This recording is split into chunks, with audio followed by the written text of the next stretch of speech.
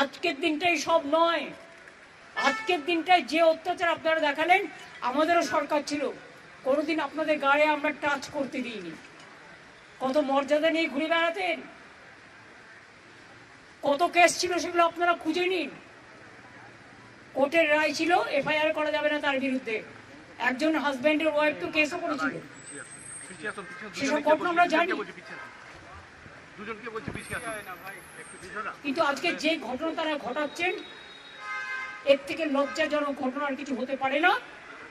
তবে এই ঘটনা ঘটিয়ে ওকে আজকে মানুষের আশীর্বাদে বেঁচেছে, মানুষের দোয়ায় বেঁচেছে, মানুষের শুভকামনায় বেঁচেছে।